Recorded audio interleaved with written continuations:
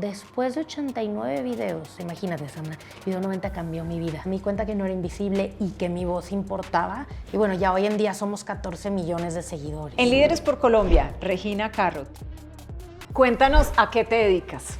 Mira, yo soy coach de vida, conferencista, pero entreno a mujeres hoy en día a que se conviertan en speakers porque nos falta visibilidad. Y eso creo que es lo más importante para poder ayudarle a más mujeres y no solamente yo estar en el escenario. Regina, tenerte en Colombia es un honor. Eres un referente para muchas mujeres en América Latina y seguramente en otras geografías. Y seguramente muchas nos preguntamos, ¿cómo arrancó todo? Tú empezaste como creadora de contenido. ¿Qué fue lo que te motivó y te llevó a donde estamos hoy? La verdad es que a mí lo que me encantaba hacer era el storytelling. Era a través de guiones, era a través de videos, pero era a través de conectar de los fracasos, de las heridas emocionales, porque era por lo que yo estaba pasando en ese momento. Y en lo que fui creando contenido, después de 89 videos, imagínate, Sandra, Video 90 cambió mi vida.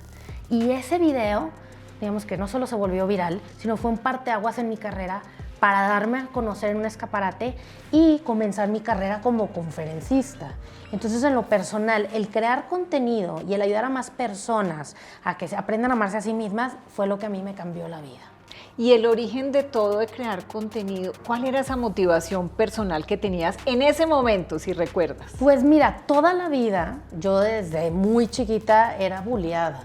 O sea, porque yo tartamudeaba, era chiquita, tenía uniceja, aunque son cosas superficiales hoy en día, cuando una niña tiene 7 años o todo, o sea, cuando estás chica, pues son cosas que te afectan. Y en lo personal yo quería sentirme vista porque me sentía invisible.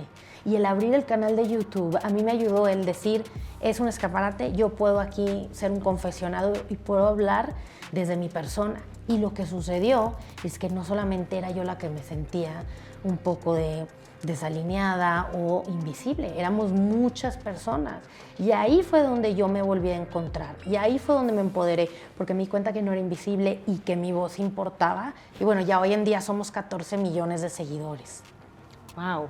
¿Qué pasó cuando tú dices, hubo un video en un momento determinado que cambió la vida y cambió la historia? ¿Cómo fue eso?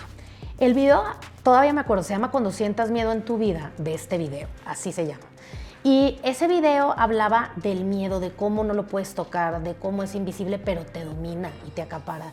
Y yo recuerdo porque yo trabajaba en una empresa de alimentos y bebidas en México, y después de un rato yo ya no podía seguir mi carrera, me sentía muy realizada, pero en ese año me tenía que ir a vivir fuera, me casaba, y en lo personal, en la salida de emergencia mía fue el abrir el canal. Entonces, 89 videos, Sandra, para mí representan 89, veces donde yo editaba, yo no sabía qué subir, nadie veía los videos, o sea, tenían menos de 100 vistas, se reían de mí, inclusive también a las que eran amigas me decían, oye, pues ya, crece, supéralo. Y en lo personal, a lo largo del tiempo, me fui dando cuenta que eso era lo que a mí me encantaba hacer. Entonces, ese video, Cuando sientas miedo en tu vida, fue un parteaguas porque también me di cuenta que eran mis miedos y que aparte eran cosas que yo me había metido en la cabeza y que tenía que trabajar como creyéndomela. Entonces, qué mejor que poder hacerlo ahí y darme cuenta que no es la gente más exitosa la que es la más talentosa, sino la gente que persiste y que sigue ahí. Para mí fue el 89, pero tal vez, no sé, si ustedes nos están viendo, es el video 200, 201. ¿Te vas a quedar hasta eso? Muchos dejan la carrera, ¿no? Hay a medias. El problema es, no vas a saber tu número, pero tienes que seguir. ¿Qué impacto generaba esa información? ¿Qué descubriste en ese camino? Yo me empecé a dar cuenta que la gente lo usaba, digamos, como terapia, porque les daba miedo ir al psicólogo.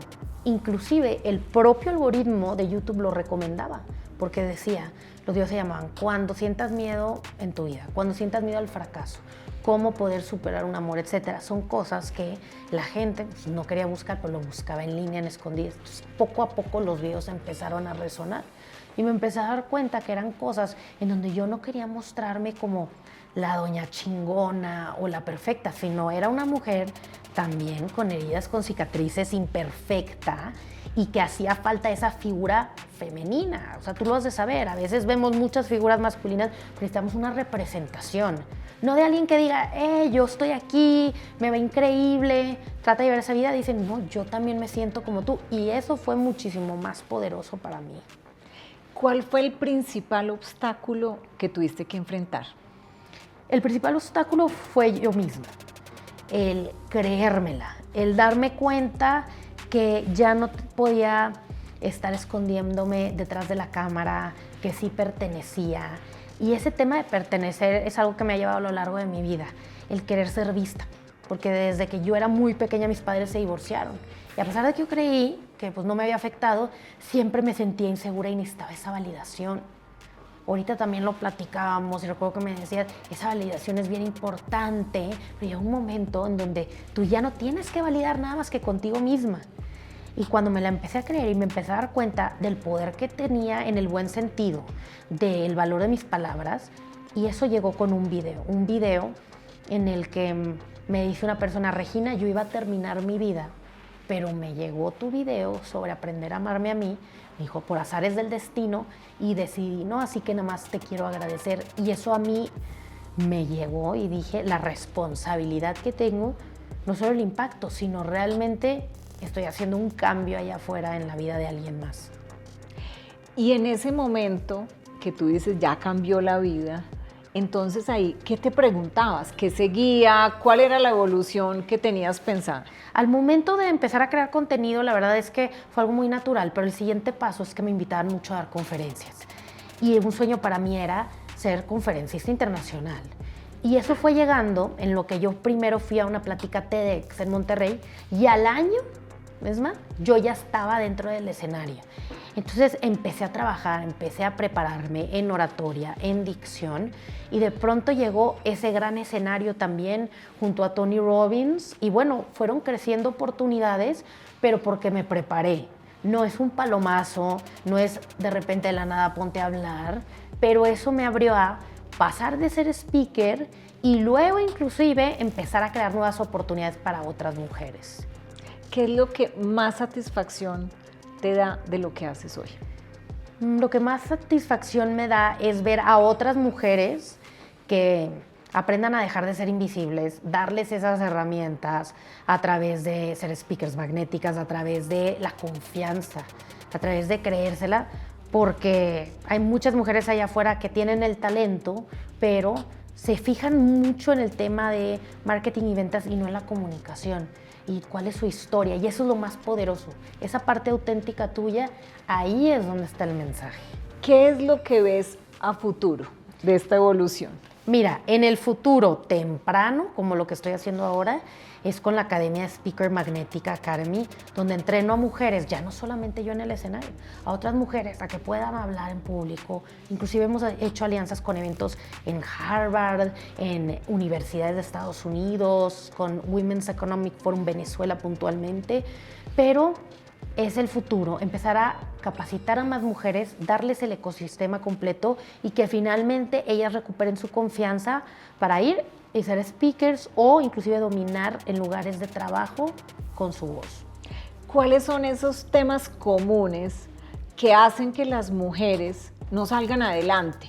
Como que no tengan ese nivel de éxito o ese alcance en su liderazgo que has visto. Definitivamente la número uno es la falta de confianza en sí mismas, porque son muy buenas, y ahorita tú me lo decías también en la entrevista, antes de la entrevista, Jess, son muy buenas, pero no se la creen y están tratando de tal vez seguirse escondiendo detrás de reconocimientos. Entonces, para mí lo más importante es que aprendan a comunicar. La que comunica mejor le gana al mejor, y la más conocida le gana al mejor. Entonces tú ves mucha gente allá afuera que dices, ¿cómo? Porque hay tanta gente allá afuera que dices, yo sé más, pero es que ella sí tiene la estrategia y la metodología. Y segundo, otra cosa muy importante es aliarse de buenas personas, justo como lo que hacen ustedes aquí en este círculo, y es aliarte de mujeres exitosas que ya han pasado por eso como tú, que te dan esa motivación o esa patadita cuando una está decaída, porque es como la teoría de la manzana rota. Y si esa manzana está podrida y está rota, pues entonces va a terminar afectando a todo el equipo para mal. Pero si te rodeas de gente que son estas mentoras que ya lo han logrado, es mucho más probable, o un 70% más probable, que lo logres tú también, porque te la terminas creyendo viendo un ejemplo en alguien más. ¿Qué mensaje le darías tú a las mujeres que quieren liderar, tener esa voz, tener una mayor proyección? Querida, si tú eres una mujer que quieres tener mayor proyección y liderar, primero necesito que te la creas, que dejes de cuestionar el por qué tú. Tú eres una persona auténtica y tienes que encontrar cómo esa historia va a ayudar a más mujeres, va a resolverles un problema. Tú nunca sabes que esa historia tuya puede salvarle la vida a alguien o cambiarle su día. Así que créatela, rodéate de gente que ya lo ha logrado para que sean tus mentores y finalmente aprende a comunicar un mensaje poderoso a lo largo de buenos mentores.